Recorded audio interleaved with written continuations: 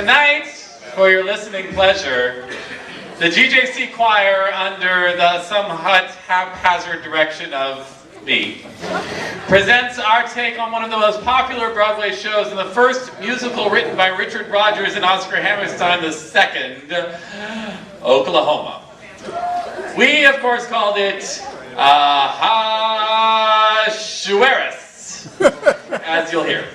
The Broadway show opened in 1943 and was the first so-called book musical in which the songs and dances were fully integrated into the story, unlike what we're going to do tonight. Oklahoma ushered in the golden age of the American musical theater. The story, for those who are not familiar, depicts a conflict, much like the Megillas, between the farmers and the cowmen in the Oklahoma Territory in the 1860s, before Oklahoma became a state. We see a parallel to the Purim story somewhere. There is a conflict between the Persians and the Jews, which gets resolved when a Jewish girl marries the Persian king. Actually, not quite resolved, but you know, there's a story to it. In Oklahoma, a cowboy marries a farm girl named Esther. Not really, and all is well. But there is the menacing character of Judd Fry, who, like Haman, let's try that again. Like Haman, vows to kill his adversary, and of course, he himself is killed. Thank you.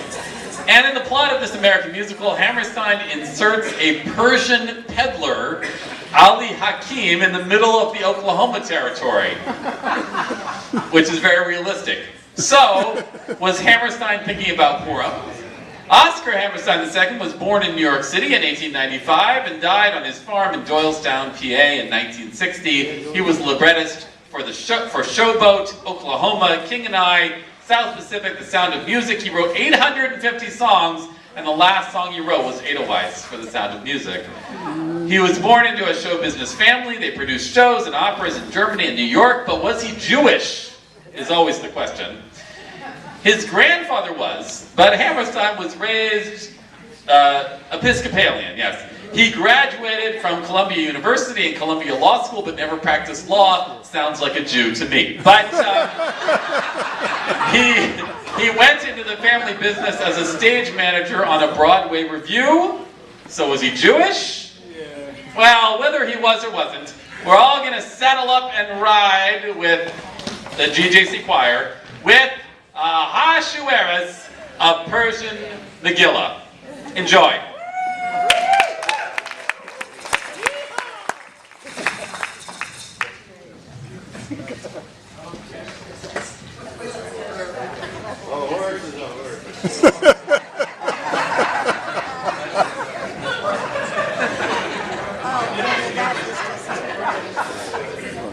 Dueling videos. Was that Phil? As I told Phil before, don't be an ass. All right.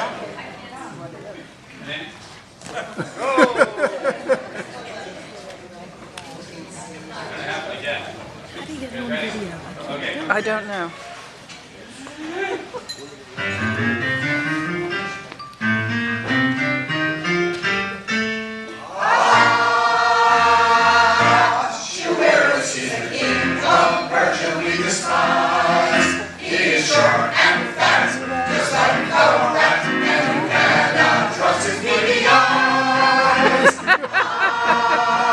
Ahashueros, he's a drunkard and he's very rude. He has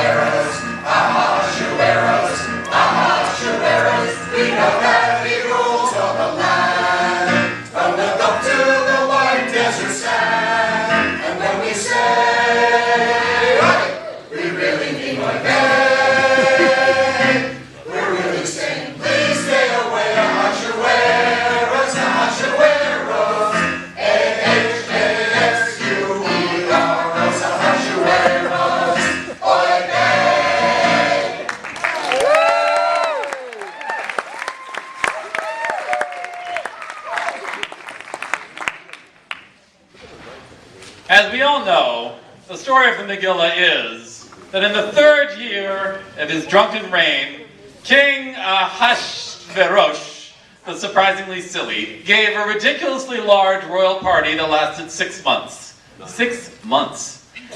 The wine flowed heavily in Shushan. Very heavily. Very heavily. How heavily did it flow, I hear you ask? It flowed so heavily that the king got the amazingly foolish idea that he could boss the queen around. Oh. Big mistake. The queen, Vashti, left in a huff, and the king found himself without a queen, which was no fun. To cheer him up, the courtiers came up with the idea of a contest to choose a new queen. Mordecai, a Jew, urged Esther, yet another Jew, to enter the contest. And, of course, she won, leaving her very well placed should there perhaps come a time in the future when the Jews needed to be saved from something. Heavy foreshadowing.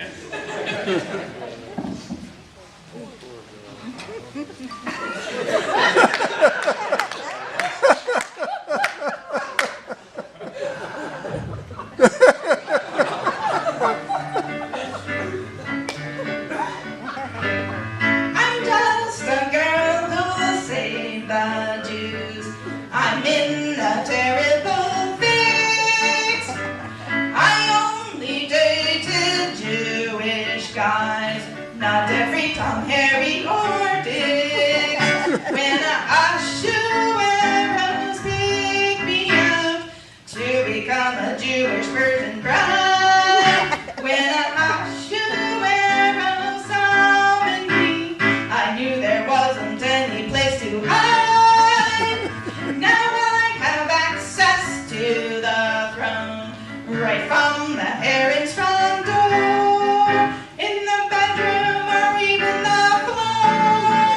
Whatever he wants, I'll endure. I'll save the Jews. I'll save the Jews. I'm in a terrible fix. I only dated Jewish guys, not every Tom, Harry, or Dick. When Ahashueros picked her out to become a Jewish virgin bride. When Ahashueros summoned her, I knew there wasn't any place to hide. Now she has access to the throne, right from the Aaron's front door, in the bedroom or even the floor. Whatever he wants, she'll endure. She'll save the Jews.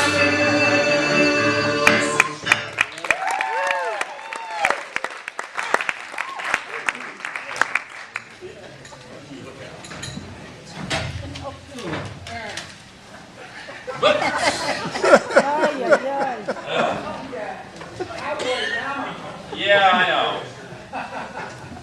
Well, soon enough, Esther's position came in handy, luckily, because the king, in his supreme foolishness, elevated a wicked, wicked man to be his chief bootlicker. And his name was Haman. And sure enough, this Haman quickly decided there was a problem with the Jews just because they didn't bow and scrape enough. As in typical in all stories throughout Jewish history, he vowed to kill them all. He, he, he.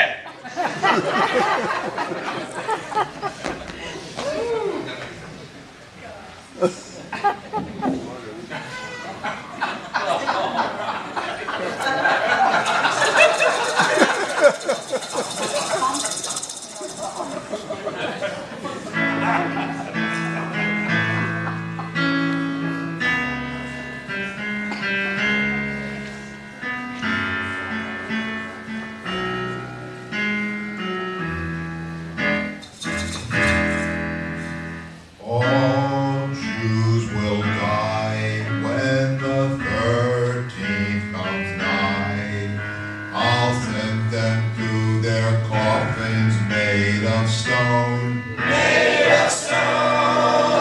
We all will dance and chottish, while the Jews will all say Kaddish.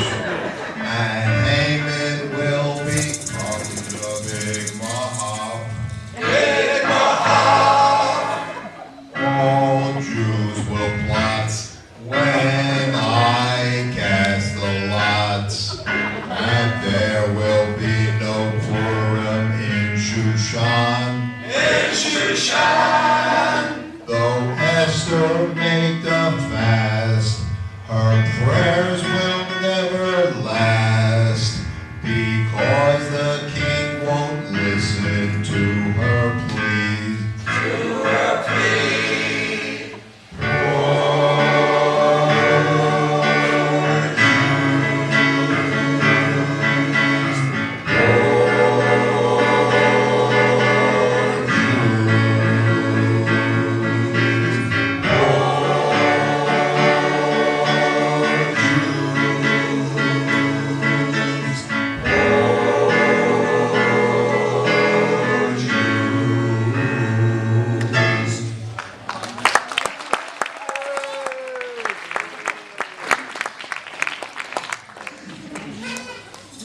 Yeah, it's hard to know whether you should boo or cheer. Now, Mordecai, the Jew, was just hanging around the palace gates to keep an eye on Esther and the other maidens in the harem. Just checking. And he even managed to get in the king's good books by foiling a plot on the king's life. So, of course, he heard all about the evil plot of Haman. Mordecai went to Esther and said, "Now's your time, sweetheart. Go to the king. Save the Jews," in exactly that accent. Esther did not think this had been in her job description. Wasn't there something about the death penalty for approaching the king without being called? And she had just sent her crown out to be repaired and polished, courtesy of the Persian Palace Women's Club. But she was so moved by Mordecai's arguments, and of course, the threat of imminent death, that she went to the king and told him all about Haman. The Jews were saved, and it turned out to be a very fine morning after all.